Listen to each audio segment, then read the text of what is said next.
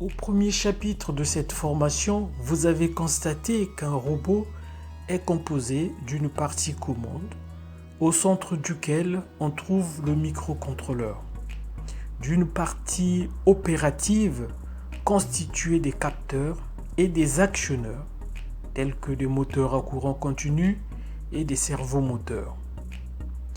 Alors, la communication entre ces deux grandes parties d'un robot se fait via une interface programmable. Alors, le but de ce deuxième chapitre est de vous faire découvrir les chaînes fonctionnelles d'un robot ainsi que la structure fonctionnelle globale d'un robot. Alors, donc, à la fin de ce chapitre, vous devrez être capable de comprendre et d'expliquer comment les différentes chaînes fonctionnelles s'articulent pour assurer le fonctionnement d'un robot.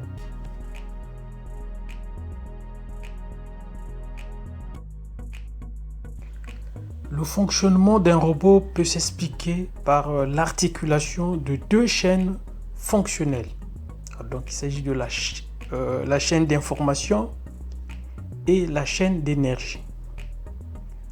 Dans ce chapitre, il sera donc question, dans un premier temps, de découvrir la structure de chacune de ces deux chaînes fonctionnelles avant de mettre l'accent sur la structure fonctionnelle globale et qui résulte donc de l'articulation de ces deux chaînes fonctionnelles.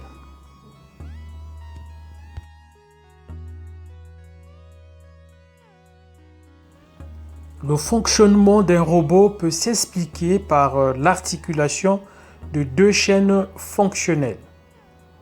Alors, il s'agit de la chaîne d'information et de la chaîne d'énergie.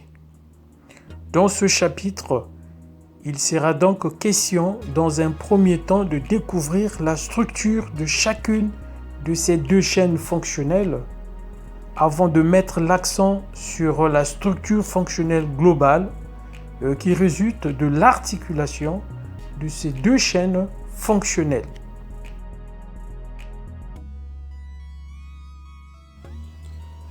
Cette vidéo portera uniquement sur la chaîne d'information.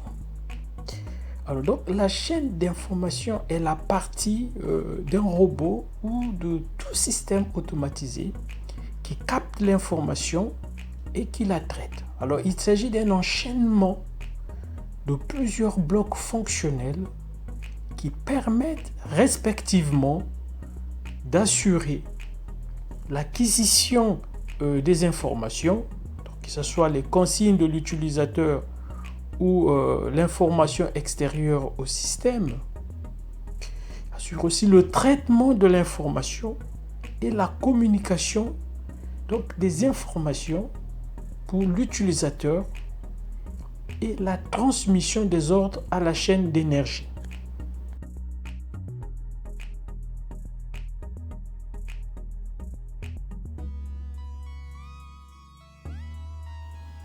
La fonction acquérir d'une chaîne d'information est assurée par des capteurs qui peuvent recueillir des informations relatives aux consignes de l'utilisateur et détecter les conditions extérieures au système telles que la température, la luminosité, l'humidité, la présence, la distance, le mouvement, la position, la couleur et bien d'autres. Les informations recueillies par des capteurs sont traitées par le microcontrôleur qui est donc le véritable cerveau du robot. Alors, il paraît important de rappeler qu'un microcontrôleur est un mini-ordinateur embarqué. Et à ce titre, il assure le traitement des informations venant des capteurs et donne la réponse voulue aux actionneurs tels que les servomoteurs.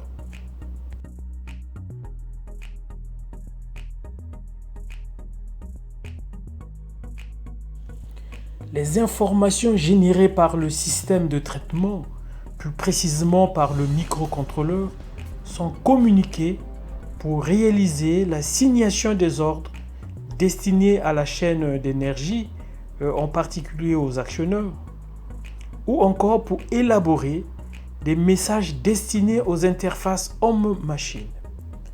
Alors donc, une interface homme-machine permet à un utilisateur d'interagir avec une machine. La communication des ordres aux actionneurs ou l'envoi des messages à l'utilisateur se fait via des câbles électriques.